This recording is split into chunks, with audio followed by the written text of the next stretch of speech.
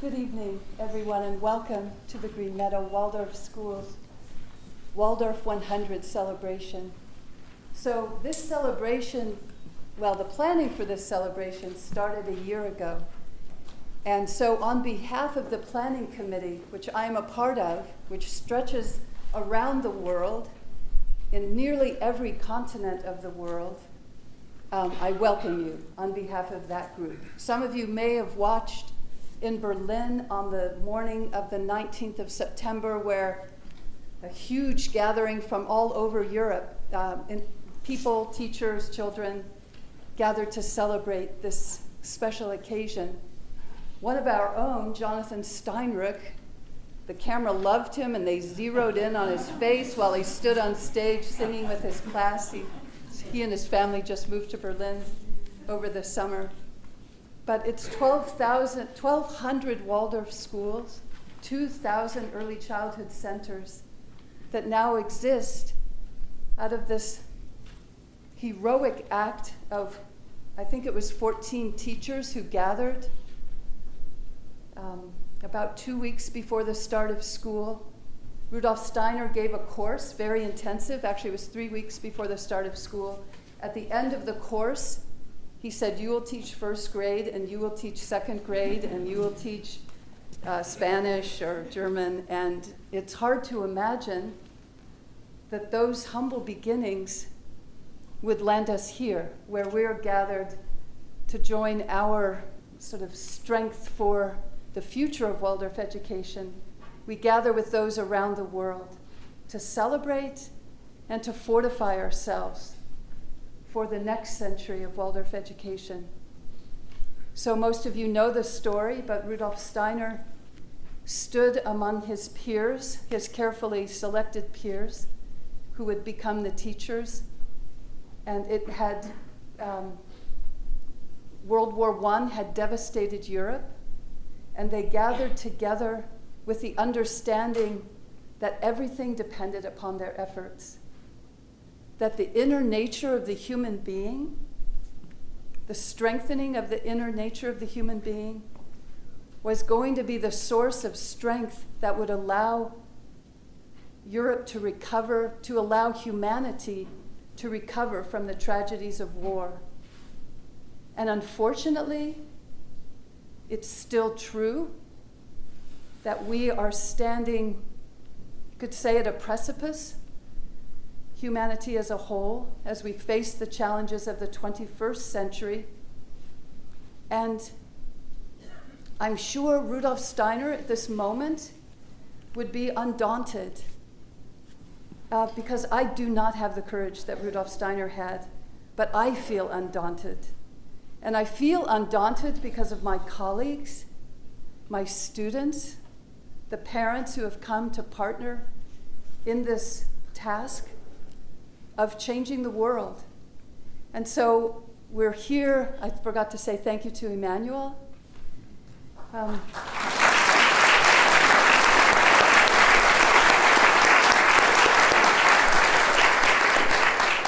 I think you can see in this, it's not really a humble act to play this Bach chaconne, but how we changed, how this room changed through the activity of one individual.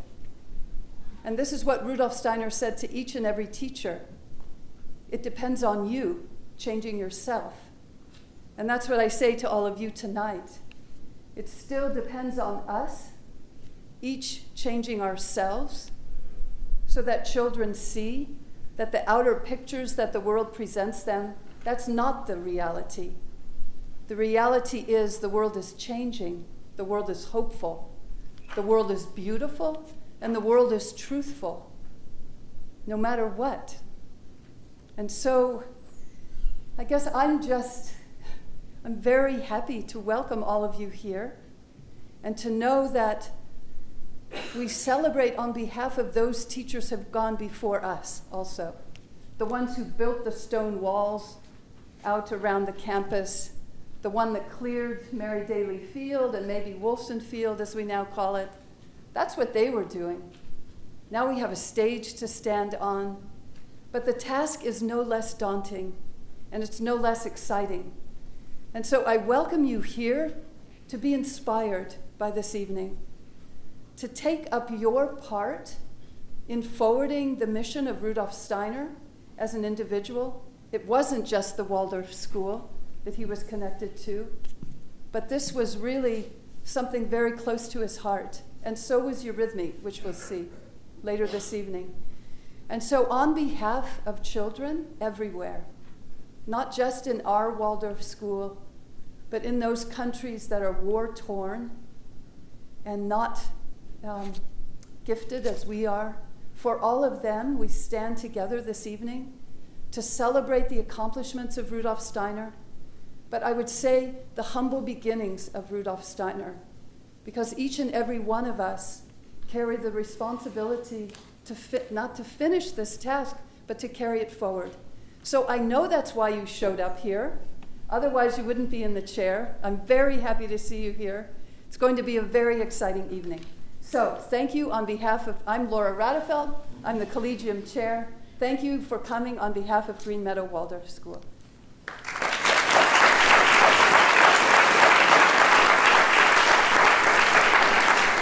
I would like to welcome Ed Manning to the stage. Ed is a longtime alum of the school, and he'll just start our evening off.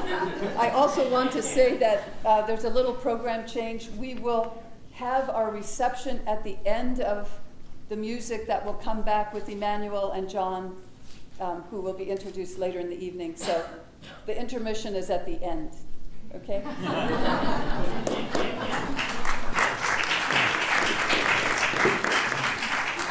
So I'm Ed Manning, and I'm a Waldorf parent. Kind of sounds like a 12-step program. Let me start that again. Both kids graduated. It's interesting to be back here for the first time in 12 years that I wasn't here for the opening services. So I thought I'd just quickly trace how our family became part of Waldorf, which was an accident, sort of. The journey we took, and then what it means to us now that we're got kids in college. School works, they actually get into college and things work out. So we moved from San Francisco, Bay Area, to Rye, New York in 2005. Most people go the other direction.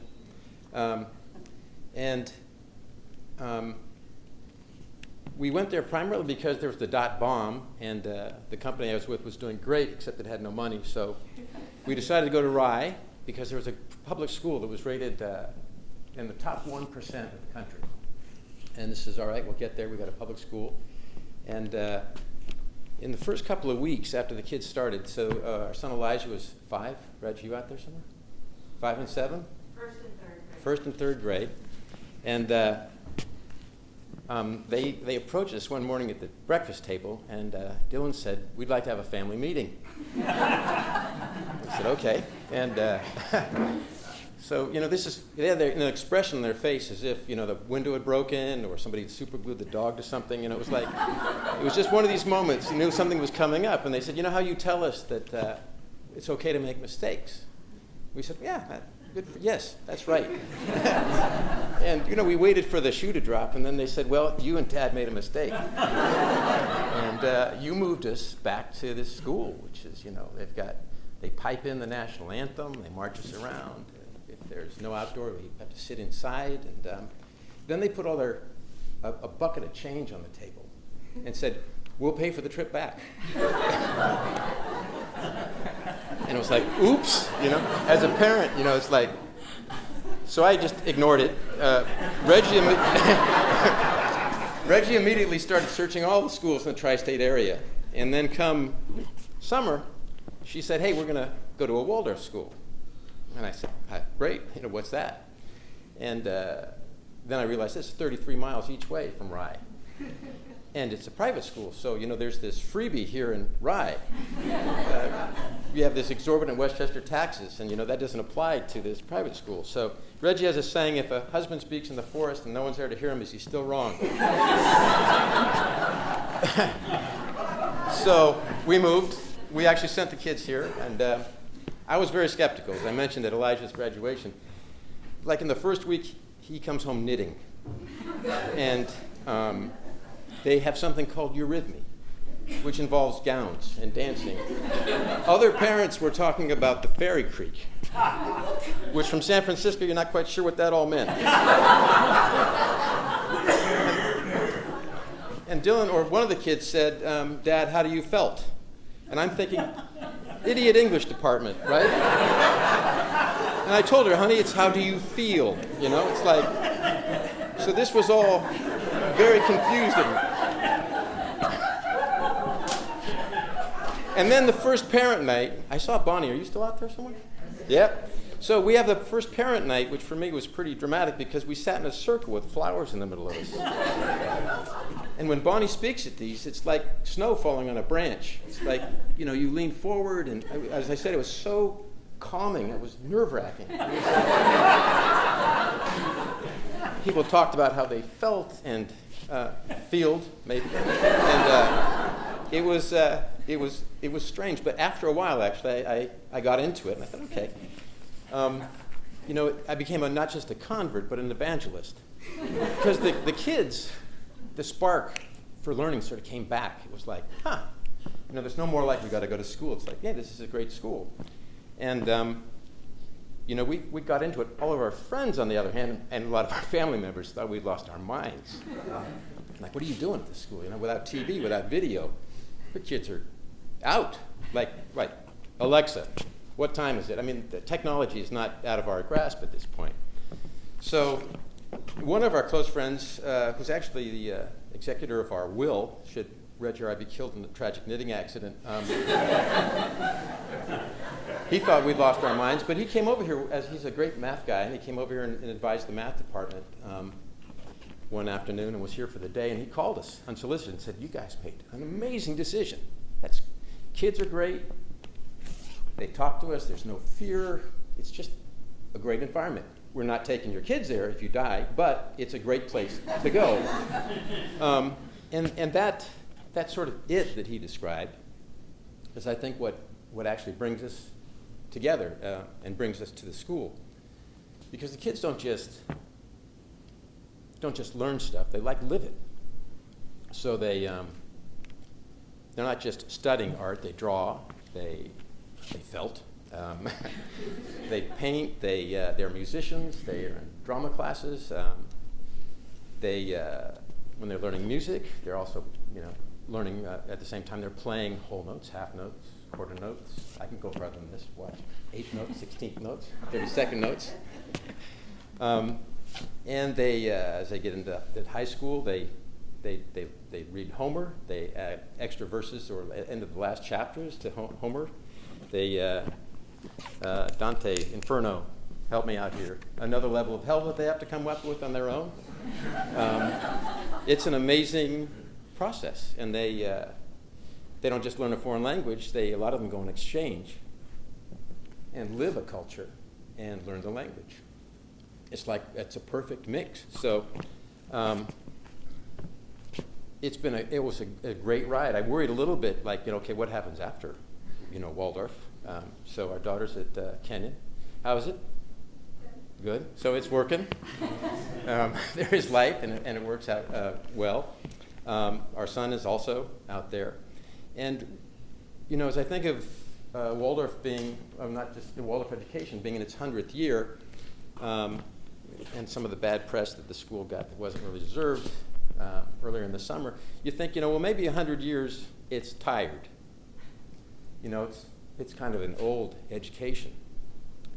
But, you know, incongruously, while the kids were going here, I worked for a market research company that helped media companies get more viewers of their TV shows and their networks, which is an odd thing to do when you're going to a Waldorf school, I know. The average American now watches over 11 hours in front of a screen every day. Amazing. Yet the kids here, you know, you survive without the screen. It's just a great, and the Waldorf school is at 100 years old, but the data is actually catching up to what the school's been teaching for years. Homework, tons of homework, doesn't help with the education, it turns out. Research bears this out. the test scores that kids take, all these standardized tests, make them great at taking tests. Not at being better in social environments or anything else. It's the tools that they actually have here. They're playing music, having to play with an orchestra, with a group. You have to work things out. You may be a better athlete than a musician, but you're going to play an instrument no matter what. My son is not a gifted artist, but you know what? You draw, you put things together, you make it work. And when they get to college, Dylan was just at NYU to take a side course while she's working in the city, and they assigned Moby Dick. Oh, I got that. They're aware that, what is the movie, Ready Player One? One of the characters' names is Parsival. They have an amazing depth of experience. And so it's a great education, and it's suited for where we are. We have a nation that's kind of divided, where everybody's they're trying to beat people down rather than lift them up. The students here, through the lower school, through high school, they lift each other up. They're not afraid of failure. They see mistakes as being a way to stepping stone forward. They have an outlook with respect. They respect diversity, and they have conversations rather than just shouting matches. So in an era where we seem to be, not everybody, but a lot of people prefer to push someone down rather than lift them up, I couldn't think of a better education to sort of get us out of that current epidemic of sort of ignorance and intolerance than this place. So better suited now than ever, I think. And that's all I got.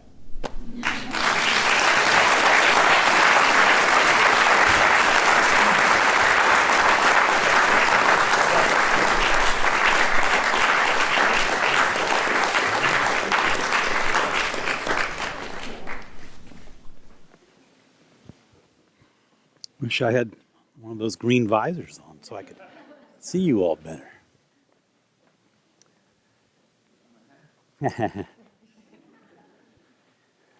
Greetings to each of you, member of the many communities which compose and support the Green Meadow Waldorf School. It's a joy to see each of you, and it's a joy to be celebrating with you and thousands upon thousands of people for these at least several thousands of Waldorf endeavors in 75 countries around the world, celebrating this 100th anniversary of the founding of the original Waldorf School. It is hard for most of us in this room to imagine the wreckage of that First World War, which Laura referred to. Much land blighted, much of many cities crumbling, most families having lost young men, a whole generation almost lost. And as some of you know, Rudolf Steiner did his best to interest leaders of Germany in new forms of government, threefold, reflecting the human being, and those powers that be could not hear. When Emil Molt, the director of the Waldorf Astoria cigarette factory in Stuttgart, Germany, asked Rudolf Steiner in April of 1919 to help him create a school for the children of his workers, Rudolf Steiner focused his forces on fostering the future. He conceived a more humanly comprehensive education than the world had ever seen. He guided his teachers to understand the growing child as a physical being of limbs, of heart, of head, a child experiencing ever more fully as her metabolic system matured, as her rhythmic system matures, as her nervous system matures, a child not only of body, but also of soul, of equally important faculties, of willing, of feeling, of thinking, and a child of spirit, with an individuality eternal, continuing through lifetimes, unique, and also universal, able to identify with any other human being.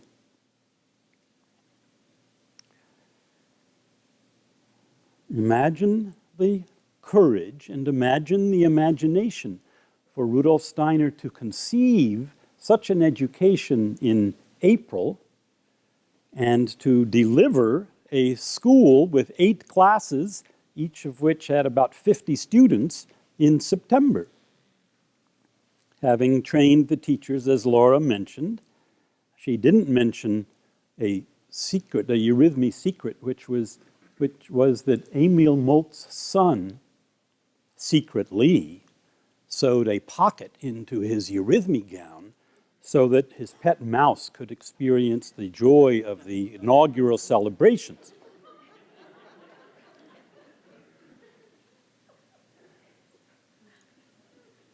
In 1923, Rudolf Steiner gave, as many of you know, to a young American, Ralph Courtney, a verse for him to take back to America, to the United States, to the Americas, to the Western world.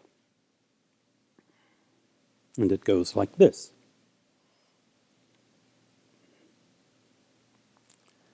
May your feeling penetrate to the center point of your heart and seek in love to unite itself with human beings of like goal and with spirit beings full of grace who give us strength from realms of light and illuminate our love while gazing down on our earnest, heartfelt striving.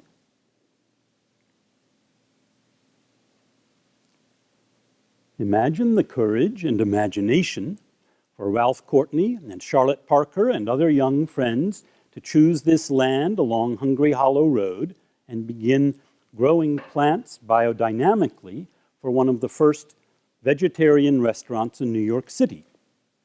Later, to be joined and guided in the biodynamic work by Aaron Fried Pfeiffer.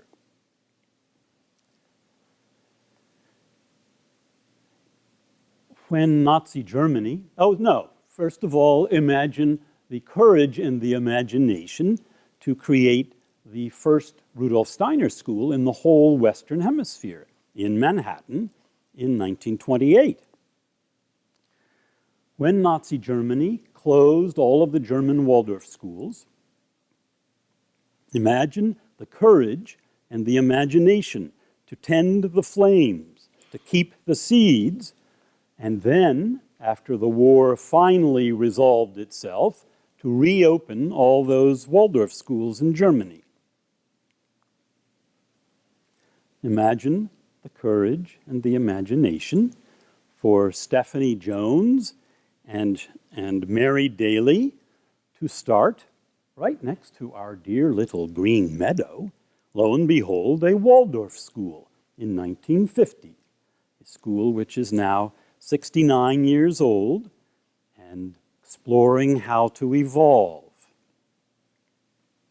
Imagine the courage and the imagination to start this fellowship community for the care of the elderly, and the eurythmy school, and the American Veleda to make homeopathic remedies, and the co-op, and the Sunbridge College, now Sunbridge Institute, and the Pfeiffer Center, and other related endeavors.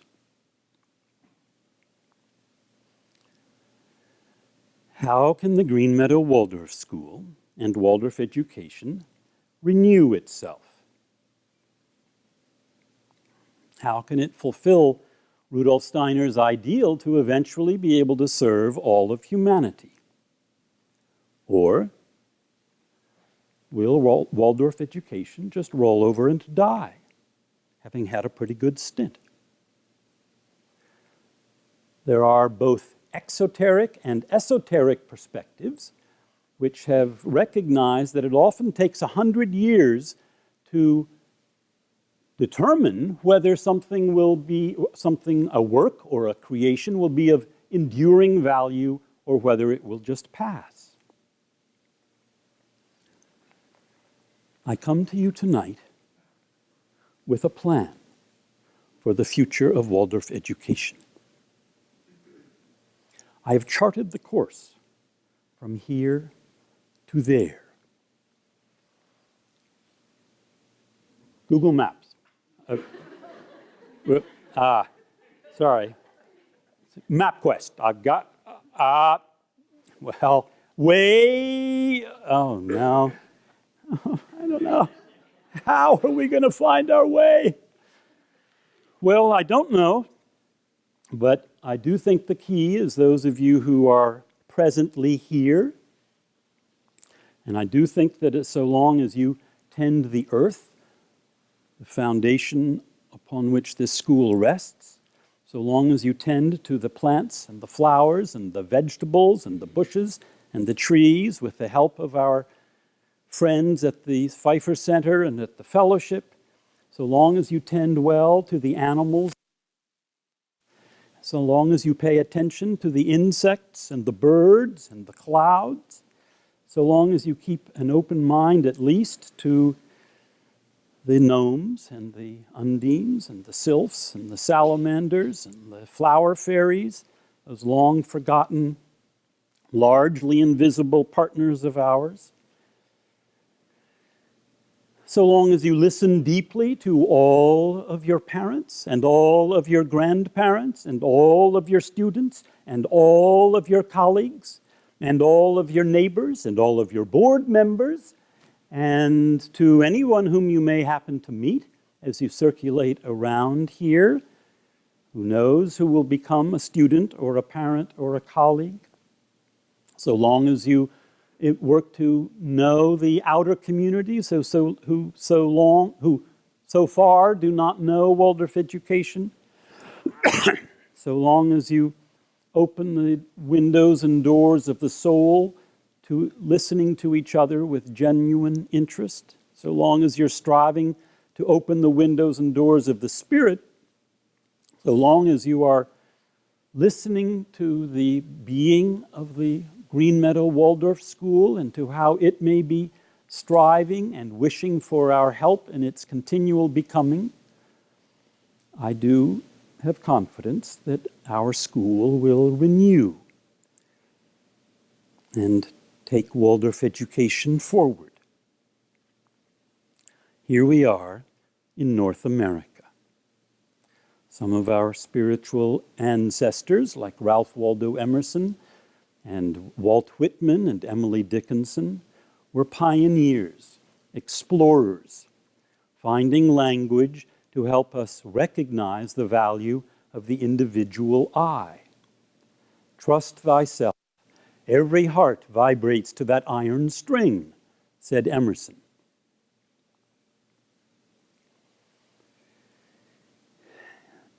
In this third millennium, wherever the seeds may be planted, over 6 continents and these thousands of endeavors in all kinds of cultures, all kinds of economies, all kinds of religions, how can our Waldorf education really move forward?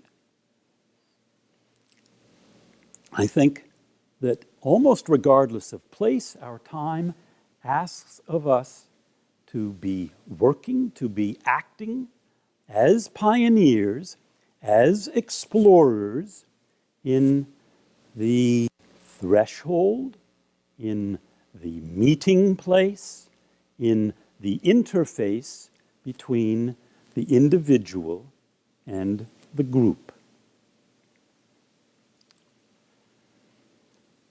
The center and the circle.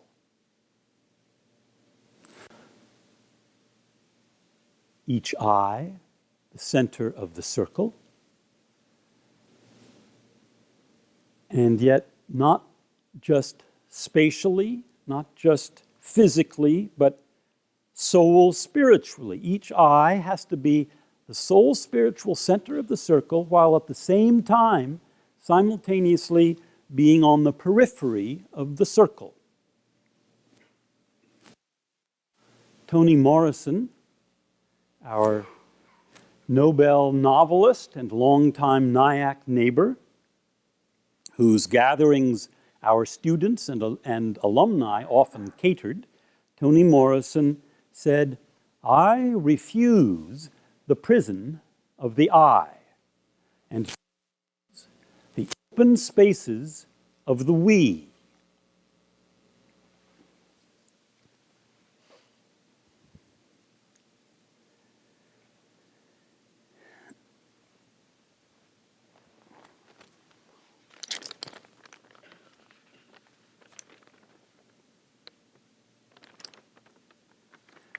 The Zen tradition has long used an image for soul spiritual work as building one's hut. And I think that for Waldorf education to go forth, we need the image of our working together, building a soul spiritual, yes, a soul spiritual ship. Because a ship moves, sailed by the whole crew. And I think especially in North America, in spite of our tragic legacies, but also because of the invisible inheritance of our Native American predecessors, we can learn to listen to what lives in the round. We can listen to what lives in the round. How do we watch for the winds of our time? How do we listen for the wind? Feel the wind on our cheek. Watch it in the clouds, in flags, in other boats, in our own sails. When we do, we can find the ways to allow the wind to move us in the direction which we need to and want to go. If we're too loose, our sails luff. We can't catch the wind. It can't find any focus in our ship. We drift. If we're too tight, our sails flat. There's no pocket to catch the wind. We're pinching, and the wind cannot help us move as well. We usually have to zigzag, to tack a lot, to continuously shift, to allow the wind to help us in the best way to go in the direction we want to go. Of course, we have to take into account sandbars, rocks, reefs, islands, other boats, the weather, and adjust our courses accordingly, continuously. When we're going downwind, which is the only time that the wind is going in the direction, directly in the direction we want to go, if we suddenly feel the wind shift to our cheek, the same cheek as the side of the boat the sail is on, watch out. Because that wind is likely to swing the boom across the stern, bop you in the head, knock you out possibly, knock the boat over. Although, even if the boat goes over, the sail ain't necessarily over, because you just have to right the boat, bail it, and sail it. But you have to continuously shift with the wind. Some of you remember that the ancient Greek word for wind was pneuma. Some of you know that that word pneuma is the basis for our word breath. And you may have forgotten that there's a third meaning for the Greek word pneuma: spirit. Wind, breath, spirit. If we dare to sail with the winds of our times, we are wise to be working with the spirit. In terms of obstacles, Toni Morrison said, color can be a curse and a blessing, a hammer and a golden ring. What apparent curse may Green Meadow be wrestling with now, which, lo and behold, may someday, somehow reveal itself to be a blessing? What hammer? A golden ring. Listen to each other. Listen to the highest self of each other, of any other, of every other. Toni Morrison said, we have to identify with every other until there are no longer any others. William Blake discovered that only through imagination is it possible to identify with another human being fully enough to help each other become wholly human.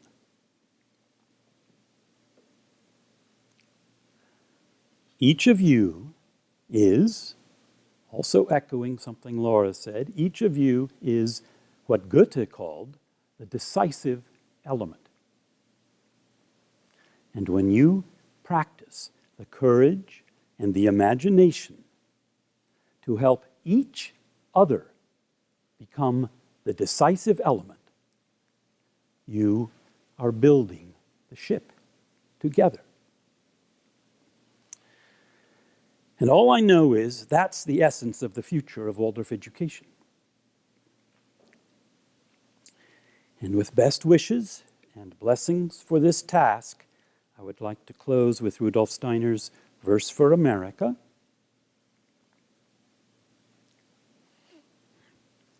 May our feeling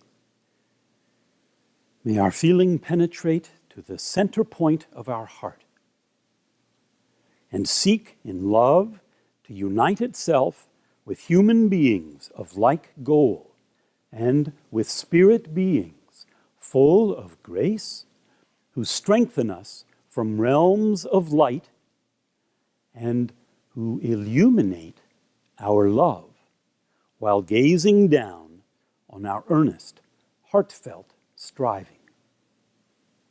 Thank you, and bon voyage.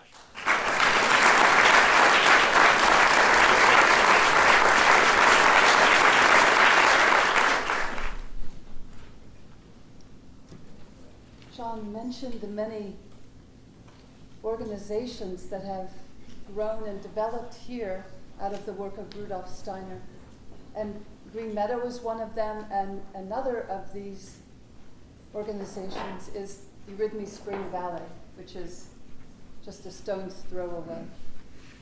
So many of us who have come to teach at Eurythmy in this school graduated from Eurythmy Spring Valley. Can we just raise our hands?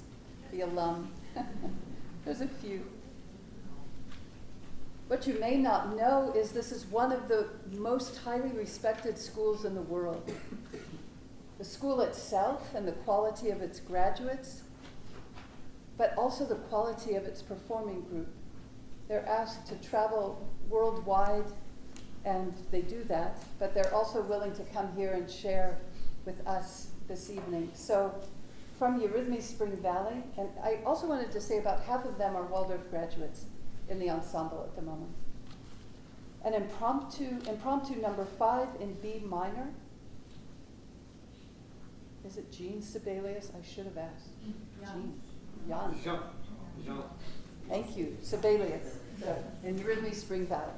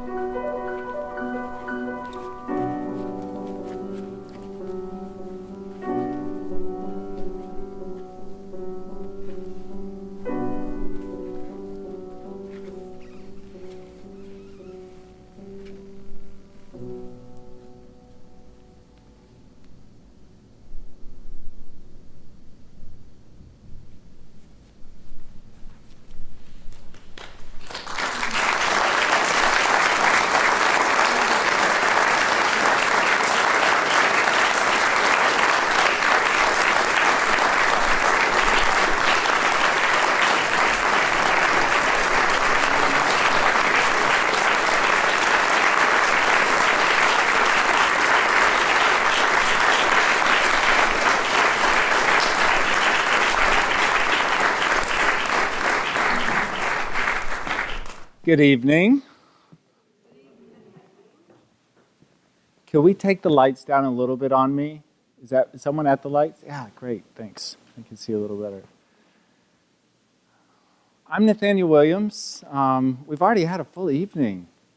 It's been beautiful. I'm kind of like laughing because I had this loose arrangement with John that he would speak about more about the past 100 years, and I would try to prepare some thoughts about the next 100 years.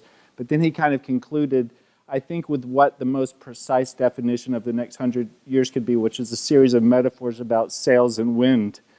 And then I imagined that when we made this agreement, I was like, okay, well, it makes sense. You have quite a prestigious career behind you, that I would try my best to speak about the future. And I could kind of see him smirking inside, like he has no idea what he's getting himself into. Until I started preparing to speak tonight, and I just had this imagination of him smirking when I agreed to that inwardly. Said, well, he's going to learn something. But I'll give him a little help with the end of my address. One of the reasons I think it's so difficult to speak about the significance of what we refer to as the Waldorf movement, which is a very difficult thing even to describe because of what animates the Waldorf movement, is, one is the profundity of this, what animates the Waldorf movement. The second one is the significance of our particular future, which is unprecedented. I mean, 2019 to 2119, if you just take a step back and you compare it to other centuries, just from what we know of history, it's a pretty remarkable moment. So much change, and it's not just soft change. Very, very challenging changes we're in the middle of them. Revolutions, not only political, social revolutions, but technological revolutions. An environmental crisis, climate crisis. So a couple weeks ago, so yesterday I was trying to prepare, focus in. I usually need quite a few days to kind of focus in, and I was having a hard time with this one. And I was thinking a lot about, a couple weeks ago, so I serve on the fire company in the village where I live. I live up in a couple hours north of here.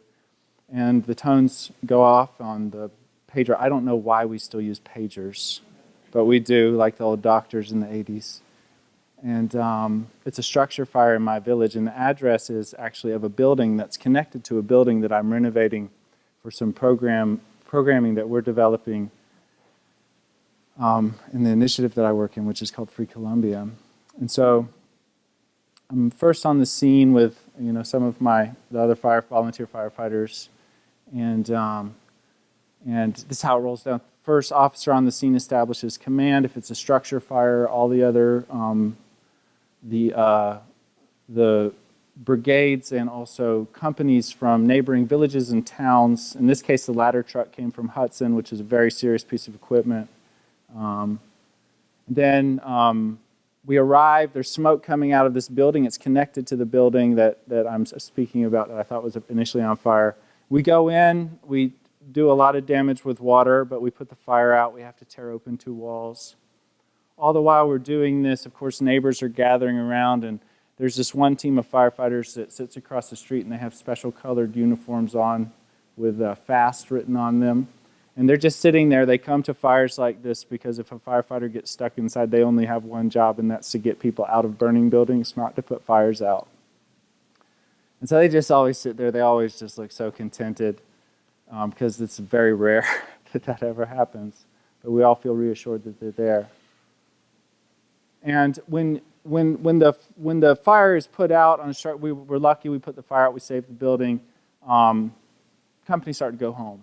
So first companies go home, but the home company. So it's our village. So we're usually first on scene and we're the last to leave, and that's typically the case. Except there's one other group of people that stay, and they're usually wandering around, kicking boards and scratching their heads for quite a few hours after the fire is extinguished. And that's the investigators. And I don't know if you've ever wondered how difficult it must be to find out how a fire starts when there's a burnt building in front of you. How did the fire start? So there are people who, they work as fire investigators. You can imagine they're very important to the insurance companies. And they were standing around and they were trying to figure out how this fire started. And they were staying quite long, which is not always the case. And I ended up going home before they did, and I read in the newspaper the next day that it was a suspicious fire, which means that they're suspecting arson, which is unusual as well. And this is what I was thinking about yesterday when I was thinking about what I would say tonight.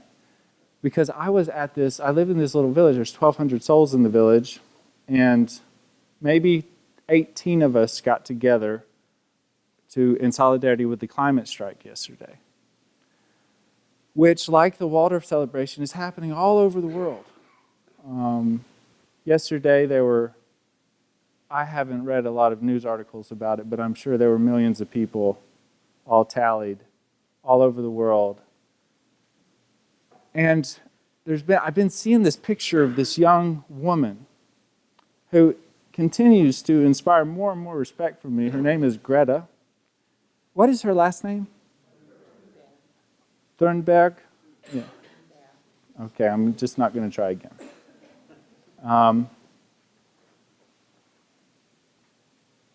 And some words that she said. She said she was speaking to some assembly of leaders on the video that I saw, and she said, I don't want you to listen.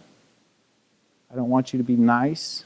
I want you to act like your house is on fire and do something. And this is a great metaphor for firefighters. It's visceral, you know, when the hierarchy is very clear, you got to go to it. Fire doubles in size every minute under normal conditions.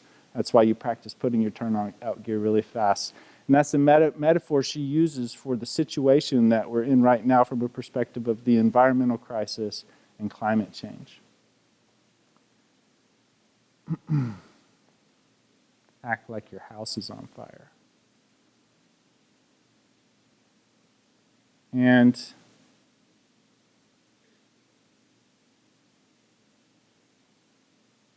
it's amazing. We don't feel that urgency generally. I don't feel that urgency generally. As much as it's in the news, it's kind of status quo, lifestyle. But I'm glad to see the momentum and the movement as it's growing. But I had to think about the cause of the fire.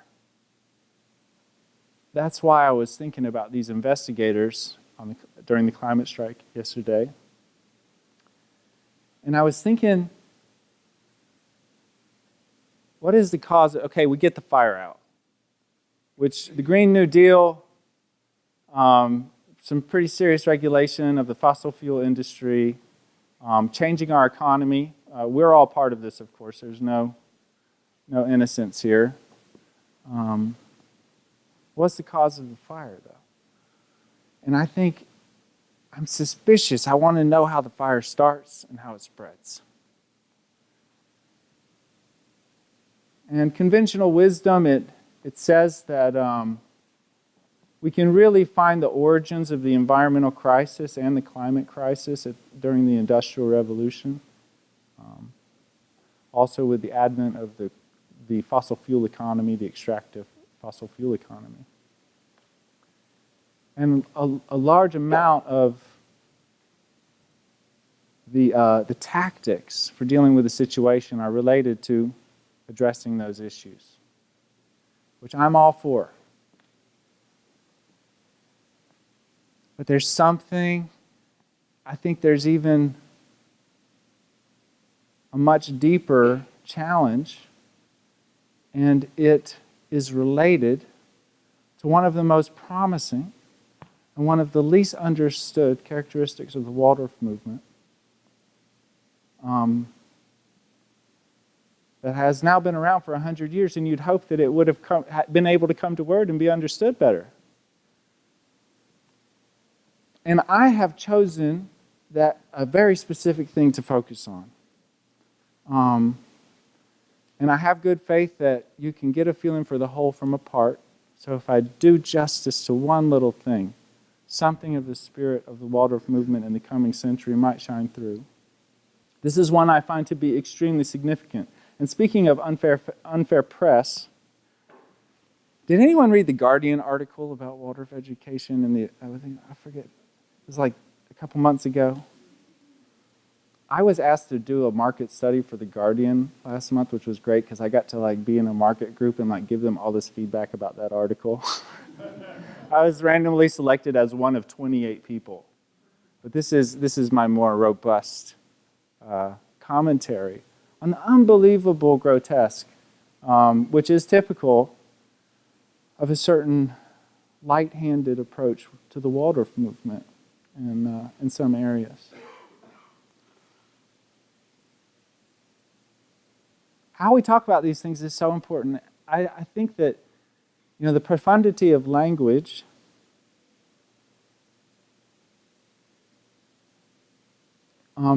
As we develop, as we grow, we come to this point where we begin to speak, we begin to use words, and when we use words, there are all of these meanings. And not only these meanings, but these inspirations that we're kind of exposed to through language. I was just thinking about the difference between, say, something like anger and rage, as an example.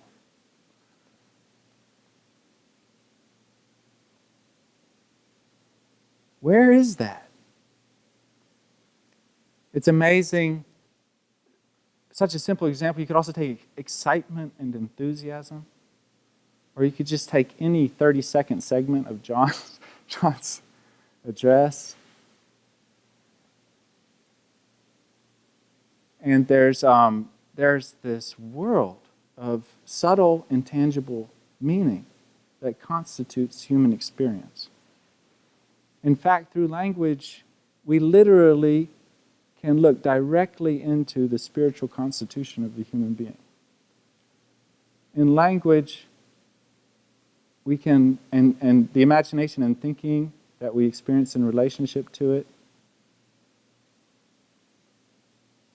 we experience this kind of this miracle of a plethora of differentiated constitution that's part of the human being. We're not only physical bodies, but we also have this self, the soul and the self that develop, and in this area we orient ourselves.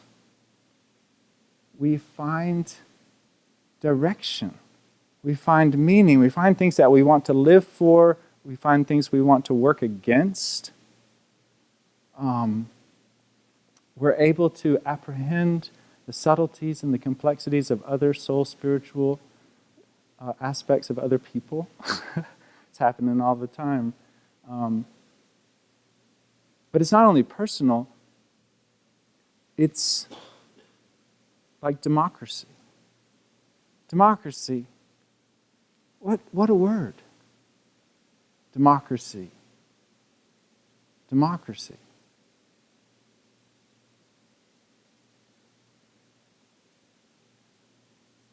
A word where everyone, you sense this kind of collaboration of people in mutually regulating one another's lives and protecting one another's freedom. I'm not talking about the United States social imaginary, as true or not true as it may be. I'll leave that, but you can relate. There's this profound philosopher from Canada, probably one of the most articulate thinkers alive today. His name's Charles Taylor. And he has this way of bringing the significance of language to light, where he says, when we, through speaking, the acts of speaking, also creating expression, we connect with moral sources, values, qualities, a whole qualitative universe. And we orient ourselves in the soul spiritual world through unfolding that. And if we don't have language, or if we have an inarticulate language, then it's the equivalent of having like blunted eyes and ears, sense of balance that doesn't quite work, inarticulate touch, and trying to make our way through space on the earth.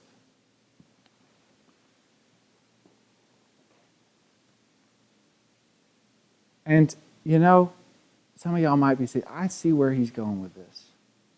I see where he's going with this, because there's been so much talk tonight already about the arts, the humanities, in the Waldorf movement.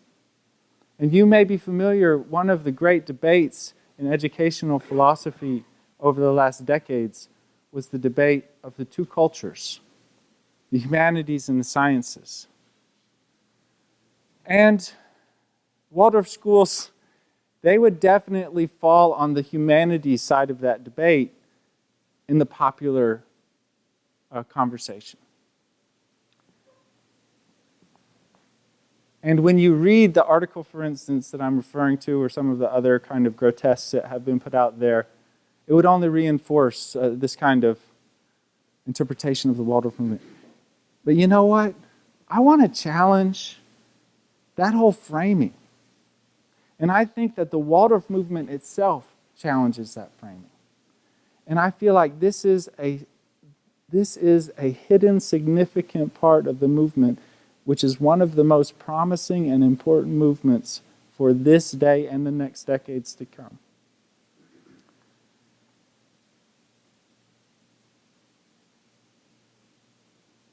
And that is related to not having a conversation about science and the humanities, but having a conversation about aesthetic and anesthetic culture. Now, aesthetic we may be familiar with, aesthetic surgery, plastic surgery, or aesthetic school where you might learn to be a beautician, but it comes from a word that means of perception, to perceive, Greek. And in a way, the humanities and the science dichotomy is misleading. And it kind of diverts our attention from what I think is one of the most important challenges we have. And the part of the Waldorf movement I've chosen to focus on and celebrate is that of the natural scientists in the Waldorf movement, the natural scientific curriculum, and the whole philosophy behind the natural science in the Waldorf schools. Biology, chemistry, practical physics, hydraulics, earth sciences. There is an approach in the natural scientific teaching that you don't teach a theory to students. You don't introduce scientific theories to them. Okay, that's not true. You do in the end, but you don't in the beginning. In the beginning, you expose them to a diversity of perceptions of the field that you're researching. And you get them to describe them with language. You get them to describe them under all kinds of different conditions. You recreate experiments that led to great insights in the history of science. And you try to set up the conditions that the students can experience insight while they're perceiving first person, having experiences on the earth.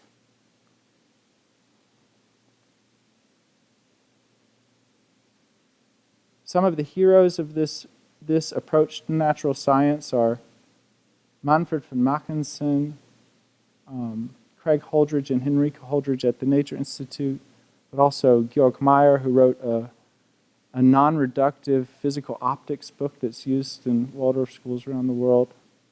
He was a nuclear physicist who became a Goethean optics researcher. What is this? What am I even talking about? What is this about? I really believe this. I sincerely think that there is a relationship between our current crisis on the earth and the fact that we have an anesthetic natural scientific culture. And if you compare the natural scientific curriculum and pedagogy in the Waldorf movement, and you see how paying attention to perceptions of plants, landscapes, animals, the skies, the whole list that John began his address with, it's at the same time actually making an articulate culture, a people articulate to life on the earth. To life on the earth. What's the difference between the way a thistle blooms, a peony, and a goldenrod? Something I was paying attention to this summer. Is that as important as literature?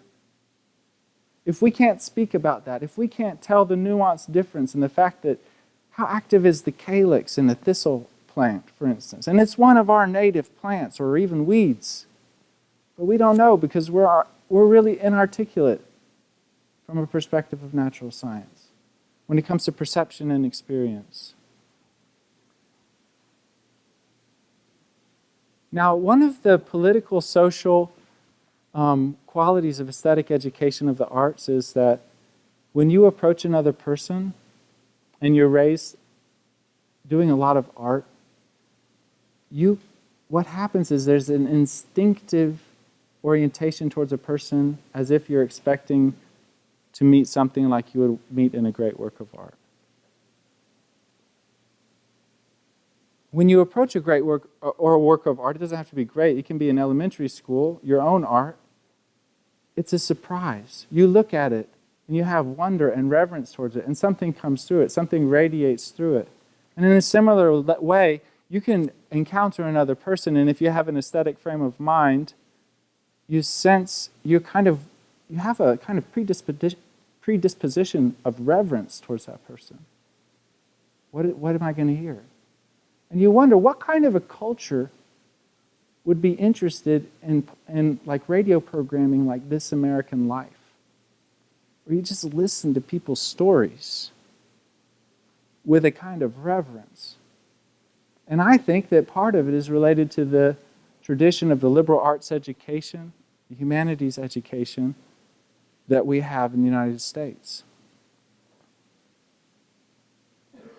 What would it take to turn all of that reverence and wonder towards the earth?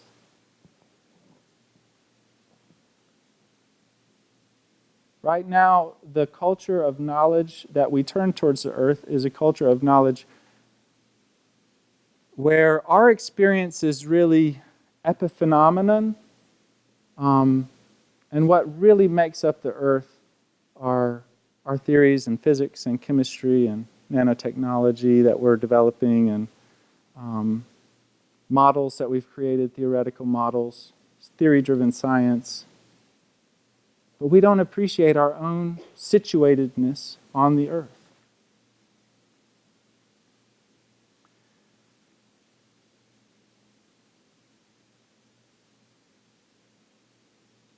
So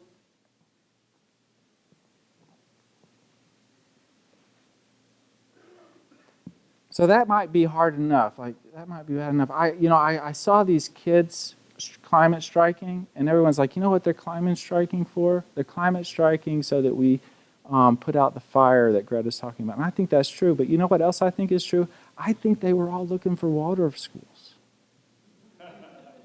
Do you understand?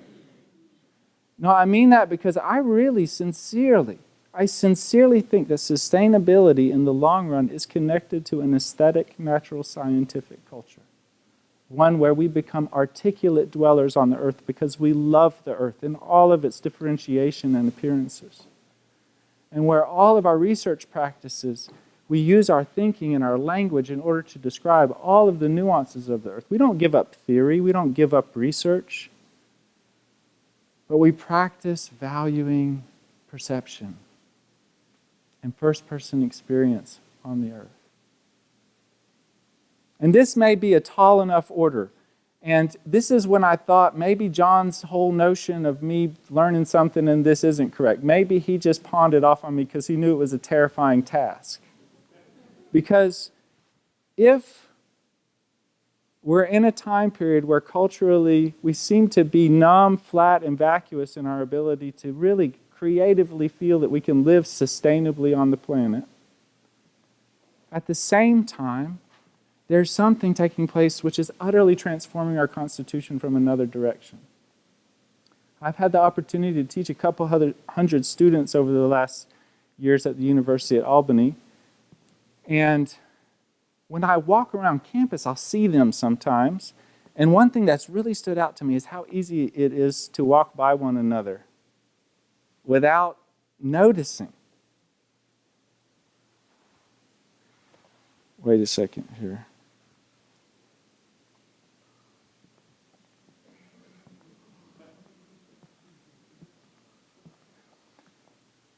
Yeah, it's funny, but also it's after a while it gets a little disconcerting. Sometimes I'll come into a hallway and I'll see like 8 people, and all of them are in that position down a hallway. No one's looking up. And just what's happening there? I mean, from the most basic perspective, this device connects me with places all over the world right now. I look at Facebook for 1 minute. I've got impressions from 15 different places, 15 different events, 15 different news stories that are not where I live and that I might know next to nothing about. And yet, I'm giving part of myself to that. Where am I? Where am I? At a time when the earth is in a position where what would be needed more than anything would be that we could be present where we are on the earth and take responsibility for how we are integrated into the natural systems of the elements and all of the life cycles and the invisible forces in our bioregions or regions. That moment is now. That is the fire that Greta is talking about. At that same moment, there's a revolution underway that is leading me away from my place on the earth into the virtual interconnectedness of the digital revolution. That's when I thought maybe John's passing this off to me was more sinister, because you might be inspired by the first notion of a renewal of an aesthetic scientific research paradigm, but then when you see the odds that you're against, it can be tough.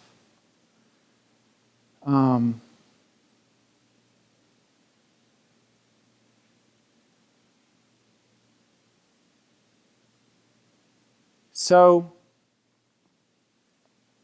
when I read, I don't know if you can tell, but this is something that I feel like has integrity that simply hasn't been recognized. Just like our whole soul spiritual constitution unfolds through our social life and the use of language, interaction with one another, our whole relationship with the earth unfolds through how we engage in learning about it, how we engage in meeting the subjects that we largely consider boring today, science.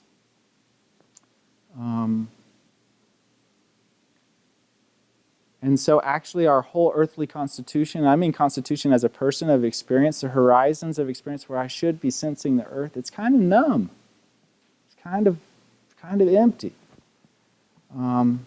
I took some plants into class the other day at the University of Albany, and out of 50 students, no one could identify either one of them, and they're common plants in my area. You know? And I don't say that with any joy. You know, that's just like amazing. So the house is on fire, and we're suspicious about the cause. And we definitely have some plans related to fossil fuels, carbon, and the Green New Deal.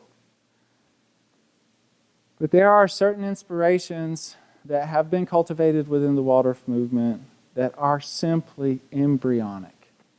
They have not matured and they have not been recognized. And I cannot use words or describe to you the significance that I sense in them. But they're connected to me to a picture of what a sustainable future would look like from a cultural perspective. And I literally feel like those kids out on the street that were striking from school yesterday, they were all looking for Waldorf schools. So that is the one significant aspect of the inspiration of the Waldorf movement that I wanted to just focus on tonight, to become articulate dwellers on the earth, not only culturally and socially, but also so that the earth could be a place for life for more than the next 100 years. And not only life, but a good life.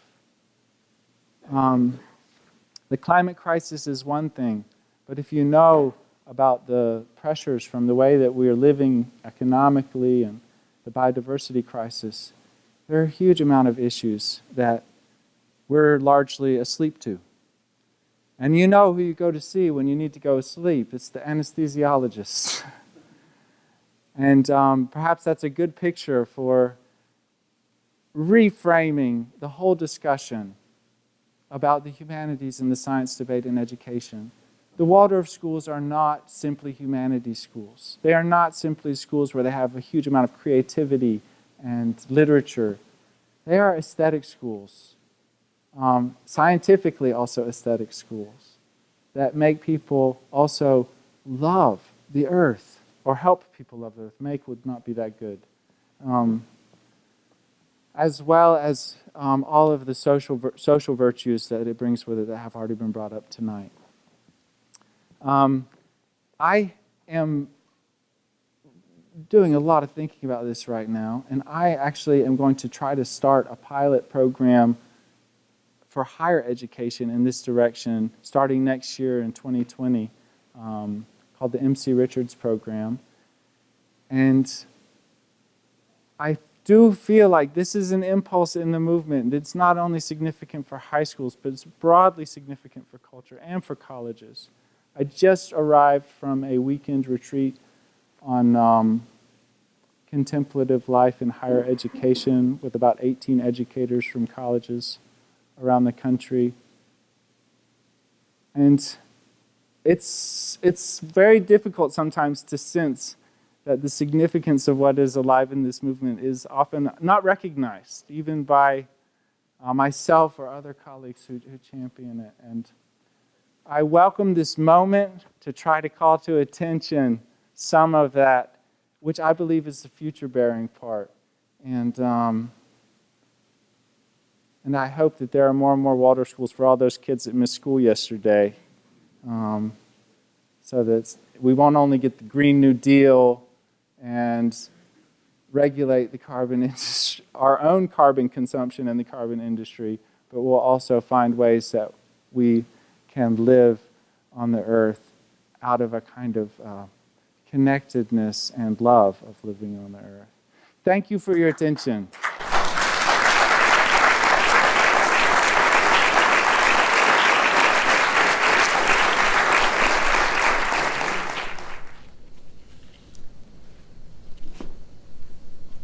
In the age of King Arthur, there was a young man who grew up in the forest, protected from the ways of the world, knowing only the birds and the beasts and the trees and the water, probably all by name.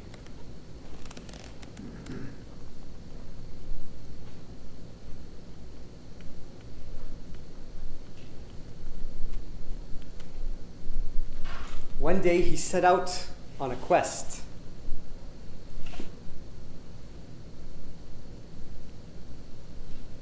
to find out his own name, to find out who he was.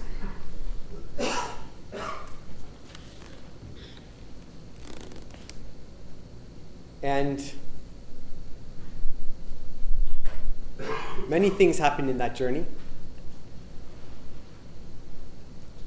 He got lost along the way and knew deep, deep despair and loneliness and fear.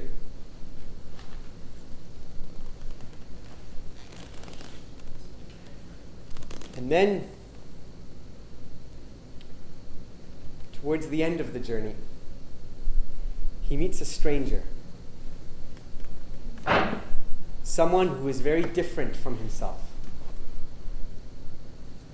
And as is custom, the two begin to fight. And never before in his life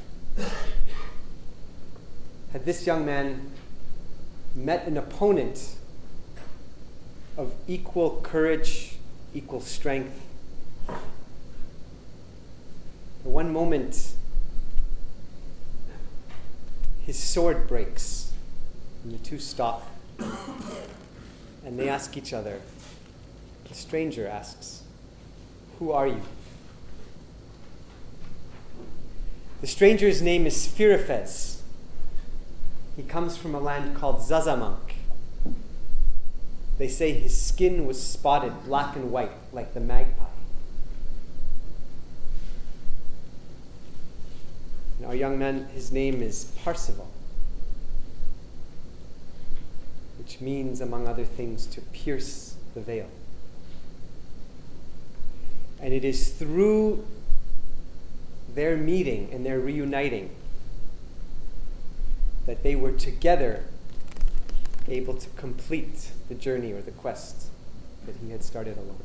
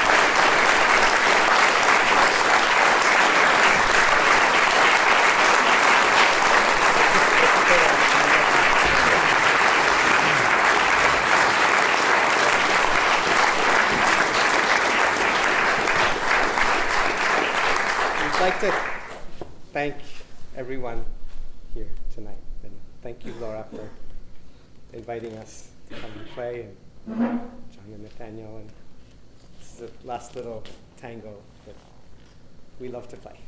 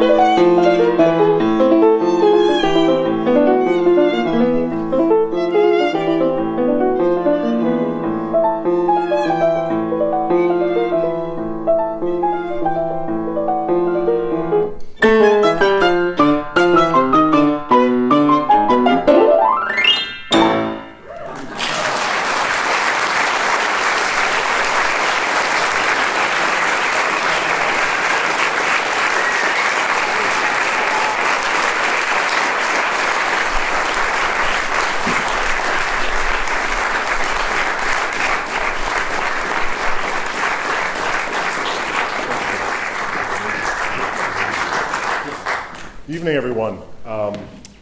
Thanks for coming. That was absolutely electrifying, so thank you guys. That was wonderful.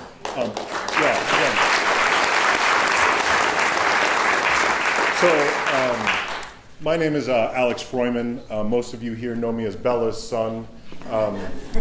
It's a name I wear proudly, but you're welcome to also call me Alex. I'll take that as well. I'm a Green Meadow graduate. I graduated in 1993.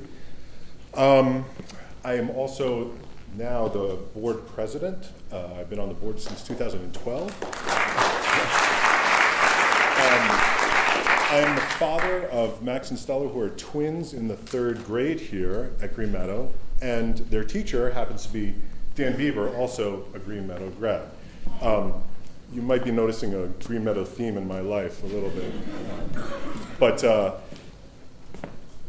I want to thank everybody, but before I do, I want a very short story, 3 minutes, before my 45-minute thank you speech. But this is just something that happened yesterday, and I just really felt like it was the right time to share it. My kids came home from school yesterday off the bus. They're in 3rd grade. They have their stringed instruments. They took them out. My daughter on the cello, my son on the violin. And they don't have a lot of experience with these instruments, but they simultaneously played some notes and noticed that they could match the notes. They could play the same note on 2 different instruments. I'll take a step back. When they were born, 8.5 years ago, I knew that we would move to Rockland County and that they would go to Green Meadow one day. And as they were growing up and as we enrolled them in Green Meadow, the thing I looked forward most to in their time at Green Meadow was when the 2 of them would sit down in the same room, take out their instruments, and play together. I thought about it all the time. I'm not exaggerating. This is like something I really, really could not wait for. And yesterday, I wasn't expecting it, but the moment came.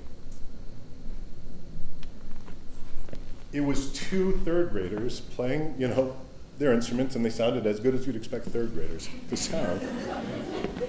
But to me, it sounded like, I don't know if you know that Adagio for Strings, Samuel Barber, with that climax 2/3 of the way through. And it was the most momentous moment. It was really magical. And it lasted just a few seconds, obviously. And then I went back and, thinking, back to all that time I'd been waiting for that moment. And it was great. And then I realized it wasn't,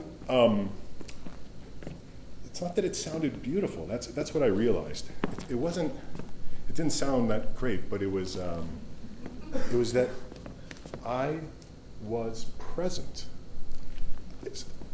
I felt so present that past kind of disappeared, all that anticipation.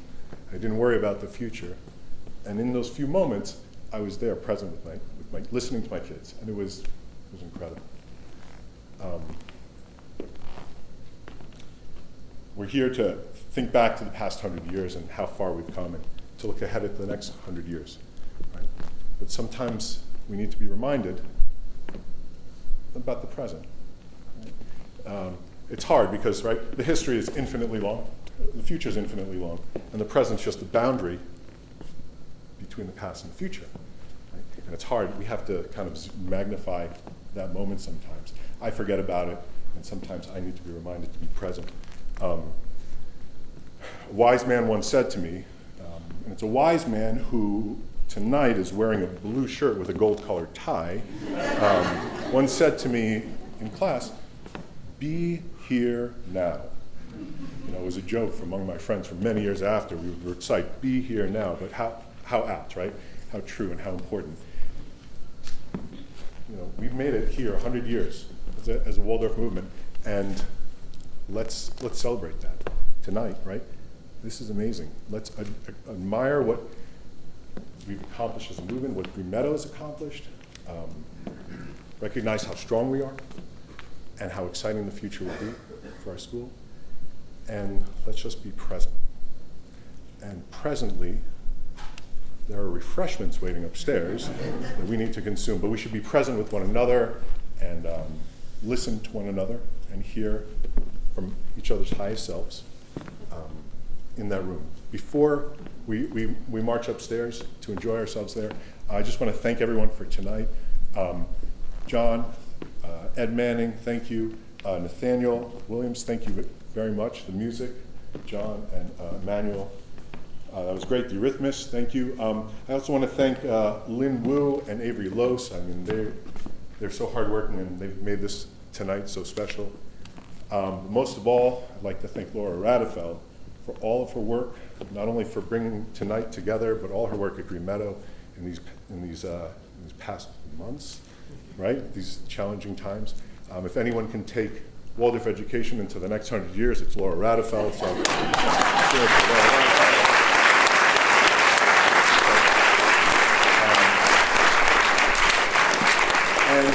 yeah, let's make our way upstairs. If I would love to meet all of you, so come introduce yourselves to me. I'll be upstairs enjoying the refreshments as well. Thanks again for everyone.